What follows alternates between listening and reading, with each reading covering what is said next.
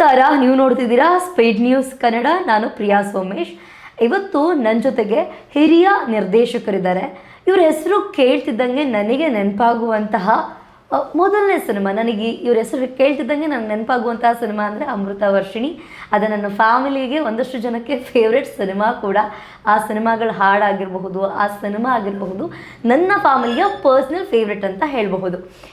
Dinesh Babu sir ನನ್ನ ಜೊತೆಗಿದ್ದಾರೆ. ನಾನು ಇಲ್ಲಿಗೆ ಬಂದಮೇಲೆ ಗೊತ್ತಾಯಿತು, ಅವರು ಸೂಪರ್ಬ್ ನಿರ್ದೇಶಕ ಮಾತ್ರ ಅಲ್ಲ, ಆ್ಯಕ್ಚುಲಿ ಸೂಪರ್ಬ್ ಪೇಂಟರ್ ಅಂತಲೂ ಕೂಡ ನನಗೆ ಗೊತ್ತಾಯಿತು. ಅದು ಮನೆಗೆ ಬಂದಮೇಲೆ ಗೊತ್ತಾಗಿದ್ದು. ಅವ್ರು ನಮ್ಮ ಕಾರ್ಯಕ್ರಮದಲ್ಲಿದ್ದಾರೆ, ಅವ್ರನ್ನ ನಾವು ಬರ್ಮಾಡ್ಕೊಳ್ಳೋಣ. ಆಯ್ ಸರ್, ನಮಸ್ತೆ. ನಮಸ್ತೆ. ನಮಸ್ತೆ. ಹೇಗಿದ್ದೀರಾ? ಚೆನ್ನಾಗಿದ್ದೀನಮ್ಮ. ನೋಡೋಕೆ ಚೆನ್ನಾಗಿ ಕಾಣಿಸ್ತಿದ್ದೀರಾ. ಅದು ಸಾಲ್ಟ್ ಆ್ಯಂಡ್ ಪೆಪ್ಪರ್ ಬಿಯರ್ಡ್ ಚೆನ್ನಾಗಿದೆ ಸರ್. ಇದೊಂಥರ ನ್ಯಾಚುರಲ್, ನಾನೇನು ಮಾಡಿಲ್ಲ, ಅದು ಹಾಗೆ ಬಂದಿದ್ದು. ಎಸ್, ತುಂಬ ಜನಕ್ಕೆ ಆಸೆ ನನಗೆ ಈ ಥರ ಬಿಯರ್ಡ್ ಬೇಕು ಅಂತ ಹೇಳ್ಬಿಟ್ಟು. ಆ್ಯಕ್ಚುಲಿ ನಿಮಗೆ ಗಾಡ್ ಗಿಫ್ಟ್.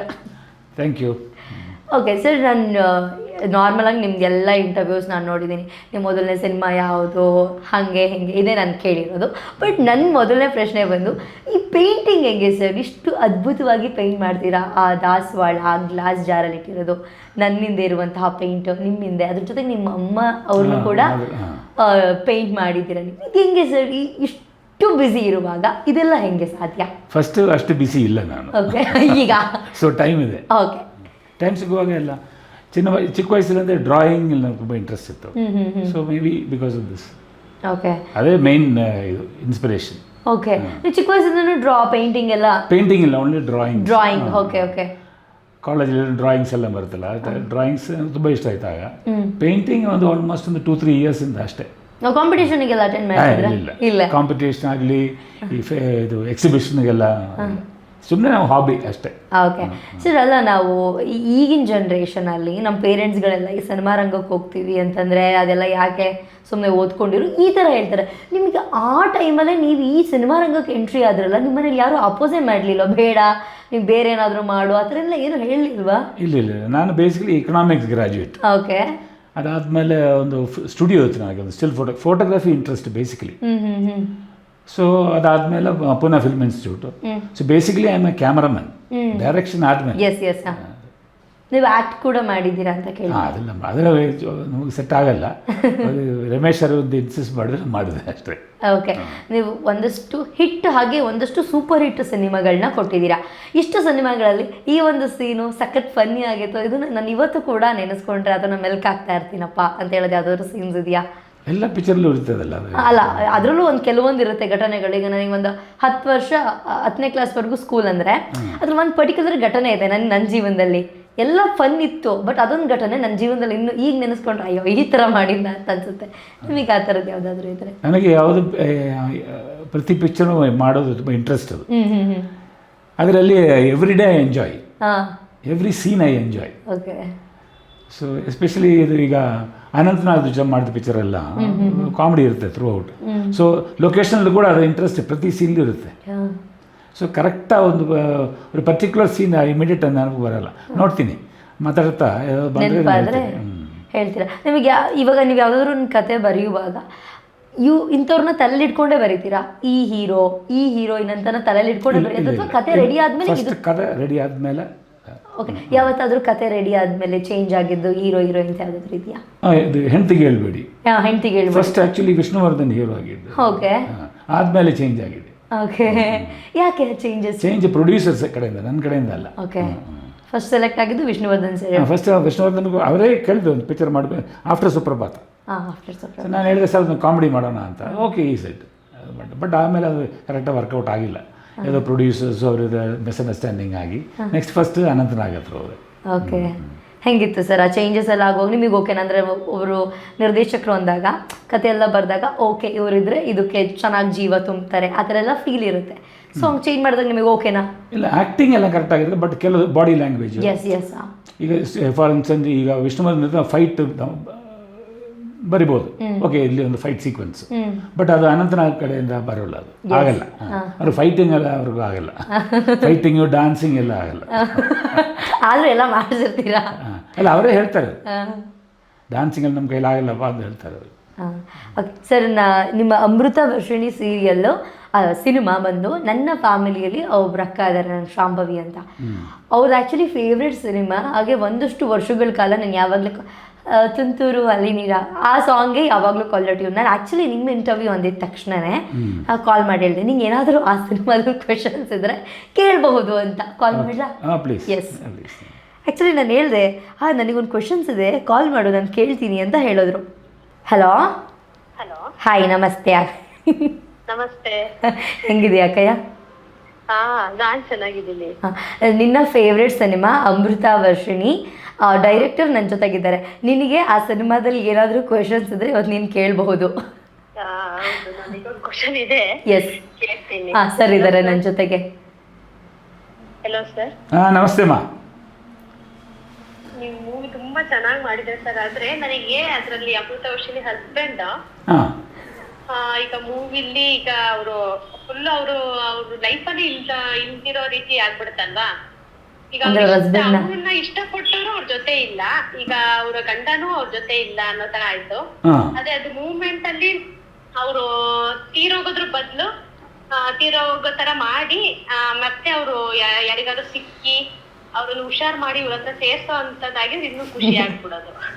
ಅಯ್ಯೋ ಫುಲ್ ಕಥೆ ಚೇಂಜ್ ಮಾಡ್ತೀರಿ ನೀವು. ಆ್ಯಕ್ಚುಲಿ ಅವಳಿಗೆ ಸಖತ್ ಫೀಲ್ ಆಗಿದೆ ಅದು. ಅಟ್ಲೀಸ್ಟ್ ಹಸ್ಬೆಂಡ್ ಸಿಗಬೇಕಾಗಿತ್ತು ಅವರಿಗೆ, ಆಕ್ಸಿಡೆಂಟ್ ಆಯ್ತಲ್ವಾ, ಮತ್ತೆ ಅವ್ರು ಹುಷಾರ್ ಮತ್ತೆ ಸ್ವಲ್ಪ ಲಾಂಗ್ ಟೈಮ್ ಬೇಕಾದ್ರೆ ಅವ್ರದೆಲ್ಲ ಇನ್ಸಿಡೆಂಟ್ ರಮೇಶ್ ಇಲ್ಲ ಅಲ್ಲ ಬೇಸಿಕಲಿ ಕಥೆ ರಮೇಶ್ ಬಗ್ಗೆನೇ ಕಥೆಯಲ್ಲಿ ಮೇನ್ ಕ್ಯಾರೆಕ್ಟರ್ ರಮೇಶ್. ರಮೇಶ್ ಥರ ಕ್ಯಾರೆಕ್ಟರ್ಸ್ ನಮ್ಮ ರಿಯಲ್ ಲೈಫ್ ತುಂಬ ಇದೆ. ಮಾತೆಲ್ಲ ಸಾಫ್ಟ್ ಆಗಿರ್ತಾರೆ, ಬಟ್ ಒಳಗಡೆ ಅಷ್ಟು ವಿಲನೆಸ್ ಇರುತ್ತೆ. ಸೊ ಆ ಥರ ಒಂದು ಕ್ಯಾರೆಕ್ಟರ್ ಬಗ್ಗೆನೇ ಕತೆ. ಸೊ ಸುಹಾಸಿನಿ ಕ್ಯಾರೆಕ್ಟರ್ ಆಗಲಿ ಅವ್ರ ಹಸ್ಬೆಂಡ್ ಕ್ಯಾರೆಕ್ಟರ್ ಆಗಲಿ ಅವರೆಲ್ಲ ಪಾರ್ಟ್ ಆಫ್ ದ ಸ್ಟೋರಿ ಅಷ್ಟೇ. Main story is about Ramesh ಅವರ ಒಂದು ಕ್ಯಾರೆಕ್ಟರ್. ಹಾಗಾಗಿ ಮೂವಿ ತುಂಬಾ ಚೆನ್ನಾಗಿದೆ ಸರ್. ಥ್ಯಾಂಕ್ ಯು ಮಾ, ಥ್ಯಾಂಕ್ ಯು. ಸಾಂಗ್ ತುಂಬಾ ಇಷ್ಟ, ಯಾವಾಗಲೂ ಗುಣಗುಣಿಸ್ತಾ ಇರ್ತೀನಿ ನಾನು. ಥ್ಯಾಂಕ್ ಯು ಮಾ, thank you very much. Thank you sir. Thank you so much. Thank you. Okay sir, ಅದೇ ನನಗೆ ಕೇಳಿದಾಗ ಬೆಳಗ್ಗೆ ಅದನ್ನ ಹೇಳಿದ್ದು, ಕೊಲ್ಬಾರ್ದಾಗಿತ್ತು ಪಾಪ ಅಲ್ವಾ. ಆ್ಯಕ್ಚುಲಿ ಬೇಕಿತ್ತು ಅಂತ. ಹೆಂಗೆ ಸರ್ ನೀವು ಆ್ಯಕ್ಚುಲಿ ನೀವೀಗ ಒಂದು ಹೇಳಿದ್ರಿ, ಆ್ಯಕ್ಚುಲಿ ಇದು ನಡೀತಾ ಇದೆ ಈಗಿನ ಜನ್ರೇಷನಲ್ಲಿ ಅಂತ ಹೇಳಿದ್ರಿ, ಅದು ಹೆಂಗೆ ಸರ್ ನೀವು ಈ ಜನ್ರೇಷನಲ್ಲಿ ಆ ಥರ ಕ್ಯಾರೆಕ್ಟ್ರು, ಈ ರಮೇಶ್ ಅವರ ಒಂದು ಕ್ಯಾರೆಕ್ಟ್ರು ನಮ್ಮ ಪ್ರತಿಯೊಬ್ಬರ ಹತ್ರ ಒಳಗಡೆ ಒಂದು ವಿಲನ್ ಇರುತ್ತೆ. ಎಸ್, ಯಾವ ಒಂದು ನಿಮಿಷದಲ್ಲಿ ಐತಿ ಸಮ್ಟೈಮ್ಸ್ ಯಾರೋ ಬಗ್ಗೆ ಐ ಶುಡ್ ಕಿಲ್ ಹಿಮ್ ಆ ಥರ ಎಲ್ಲ ಮೈಂಡ್ ಬರುತ್ತೆ. ನನಗೆ ತುಂಬ ಜನ ನಮ್ಮ ಲಿಸ್ಟ್ಲಿದೆ ಅದು. ಸೊ ನಾನಿಲ್ಲ ಲಿಸ್ಟಲ್ಲಿ ಅನ್ಕೋತೀನಿ. ಆ ಥರ ಇರುತ್ತಲ್ಲ, ಸೊ ಅದೇ ಮೇನ್, ಅದಕ್ಕೆ ಆ ಕ್ಯಾರೆಕ್ಟ್ರು. ಓಕೆ ಸರ್, ನಿಮಗೆ ಯಾರಾದರೂ ಇನ್ಸ್ಪೈರ್ ಆಗಿದೆಯಾ ನಾನು ಡೈರೆಕ್ಟರ್ ಆಗಬೇಕು ಆ ಥರ ಎಲ್ಲ? ನಾವೀಗ ಯಾರನ್ನಾರೊಬ್ಬರನ್ನ ನೋಡಿ ನಾವು ಈ ಥರ ಆಗಬೇಕು ಅಂತ ಅಂದ್ಕೊಳ್ತಾರೆ ತುಂಬ ಜನ. ಸೊ ನಿಮಗೇನಾದರೂ ಈ ಥರದವ್ರನ್ನ ನೋಡಿ ನನಗೆ ಈ ಡೈರೆಕ್ಟರ್ ಆಗಬೇಕು ಆ ಥರ ಏನಾದರೂ ಅನ್ಸೋದುಂಟಾ? ಇಲ್ಲ, ನನಗೆ ಇನ್ಸ್ಪಿರೇಷನ್ ನಮ್ಮ ಹೀರೋಸ್ ಇದೆ ಡೈರೆಕ್ಟರ್ಸಲ್ಲಿ, ಬಟ್ ಅವರೆಲ್ಲ East European country heroes directors. Sweden director, ಆಮೇಲೆ ಪಾಲೆಂಡ್ ಕಂಟ್ರಿ, ಚೆಕೊಸ್ಲೋವೇಕಿಯಾ. ನಾನು ಇನ್ಸ್ಟಿಟ್ಯೂಟ್ಲಿ ಓದುವಾಗ ಟೈಮಲ್ಲಿ ಇವರ ಪಿಕ್ಚರ್ಸ್ ಎಲ್ಲ ನೋಡಿದೆ. ಅದು ನೋಡುವಾಗ ನಮ್ಮ ಮೈಂಡಲ್ಲಿ ಈ ಥರ ಪಿಕ್ಚರ್ಸ್ ಮಾಡಬೇಕು, ಅಷ್ಟು ಸೀರಿಯಸ್ ಅಪ್ರೋಚ್ ಸಿನಿಮಾ ಮೇಲೆ. ಅದೇ ಇಂಡಿಯನ್ಸ್ ನಮ್ಗೆ ಅಷ್ಟೆಲ್ಲ ಅದಿಲ್ಲ. ಓಕೆ, ಡೈರೆಕ್ಟರ್ಸ್ ನನಗೆ ಇಷ್ಟ. ಈಗ ರಾಜಮೌಳಿ ತುಂಬ ಇಷ್ಟ ನನಗೆ ಅವ್ರ ಥರ ಪಿಕ್ಚರ್ ಎಲ್ಲ ಮಾಡೋಕ್ಕಾಗಲ್ಲ, ಅಷ್ಟು ಬ್ರಹ್ಮಾಂಡ ಆ ಥರ ಒಂದು background. So I appreciate you. Okay, ನಿಮ್ಮ ಕನ್ನಡ ಇಂಡಸ್ಟ್ರಿಯಲ್ಲಿ ನಿಮ್ಮ ಒಂದು ಫೇವ್ರೆಟ್ ಹೀರೋ ಅಥವಾ ನೀವು ನನಗೆ ಕೇಳಿದ್ರು ನಿನ್ನ ಫೇವ್ರೆಟ್ ಹೀರೋ ಯಾರೋ, ಫೇವ್ರೆಟ್ ಹೀರೋಯಿನ್ ಯಾರು ಅಂತ ನನಗೊಬ್ರು ಇರ್ತಾರೆ ಸಿನಿಮಾ ರಂಗದಲ್ಲಿ. ನಿಮಗೆ ಇವ್ರು ನನಗೆ ಫೇವ್ರೇಟ್ ಅಪ್ಪ ಅಂತ ಹೇಳೋರು ಯಾರಾದರೂ ಇದ್ದಾರೆ ಹೀರೋಯಿನ್ಸು? ಹೀರೋ ಮ್ಯಾಕ್ಸಿಮಮ್ ಮಾಡಿದ pictures with Anantnag and Vishnuvardhan sir, ಅವರಿಬ್ಬರು ನಮಗೆ ವೆರಿ ಕಂಫರ್ಟಬಲ್, ತುಂಬ ಇಷ್ಟ ಇಬ್ಬರು. Okay, heroines? ಆಮೇಲೆ ಹೀರೋಯಿನ್ಸು ಇಲ್ಲಿ ಯಾರು ಜಾಸ್ತಿ ಹೇಳ್ಬೇಕು ನೀವು? ಇಲ್ಲ, ಈಗ ಹೊಸ ಜನ್ರೇಷನ್ ಗೊತ್ತಿಲ್ಲ, ಯಾರು ಗೊತ್ತಿಲ್ಲ. ಹಳಬ್ರೆ ಹೇಳಿ ಸರ್. ಹಳಬ್ರೆ ಯಾರು ವರ್ಕ್ ಮಾಡಿದ್ದು? ಸುಹಾಸಿನಿ ಮ್ಯಾಕ್ಸಿಮಮ್ ಮಾಡಿದೆ ವರ್ಕ್. ಓಕೆ, ಸುಹಾಸಿನಿ, ಆಮೇಲೆ ಸುಧಾರಾಣಿ. ಬೇರೆ ಯಾರು ಹೀರೋಯಿನ್ ವರ್ಕ್ ಮಾಡಿಲ್ಲ.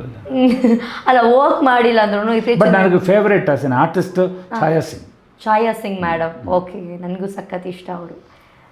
ಅಷ್ಟು ಟ್ಯಾಲೆಂಟ್, ಬೇರೆ ಯಾವ ಟ್ಯಾಲೆಂಟ್ ನಾನು ನೋಡಿಲ್ಲ ಇಲ್ಲಿ ಆ ಥರ ಟ್ಯಾಲೆಂಟ್.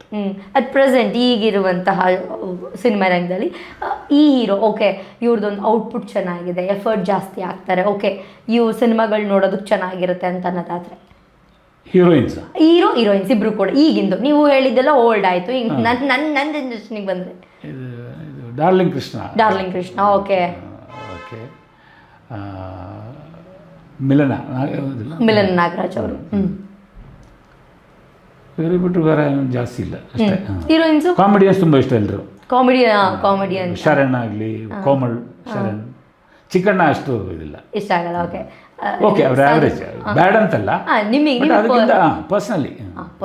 ಓಕೆ. ಹೀರೋಯಿನ್ಸ್ ಅಂತ ಬಂದಾಗ ಈಗಿನವರು ನಾ ಯಾರ ಜೊತೆ ವರ್ಕ್ ಮಾಡಿಲ್ಲ. ವರ್ಕ್ ಮಾಡಿಲ್ಲ ಅಲ್ಲ, ಈಗ ಸಿನಿಮಾ ನೋಡಿದಾಗ ಅಥವಾ ಅವ್ರದ್ದು ಯಾವ್ದಾದ್ರು ಒಂದು ಟ್ರೀಸರು ಟ್ರೈಲರ್ ರಿಲೀಸ್ ಆದಾಗ ನೋಡಿದಾಗ ಓಕೆ, ಆ ಥರ ಎಕ್ಸ್ಟ್ರಾರ್ಡಿನರಿ ಪರ್ಫಾರ್ಮೆನ್ಸ್ ಯಾರ ಹತ್ರ ನೋಡಿಲ್ಲ. ನೀವು ಒಟ್ಟು ಛಾಯಾ ಸಂಗೀತ್ ಫಿಕ್ಸ್ ಆಗಿ ಅಷ್ಟೇ. ಇನ್ಯಾರ ಹತ್ರ ಅದಾದ್ಮೇಲೆ ಯಾರು ಅಷ್ಟು ಕರೆಕ್ಟಾಗಿ ಬಂದಿಲ್ಲ. Okay. Shruti good artist. Shruti madam. ಶ್ರುತಿ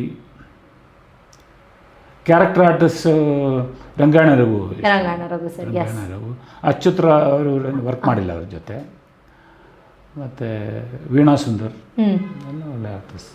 ಚಿತ್ರಾ ಶೆಣಾಯಿ.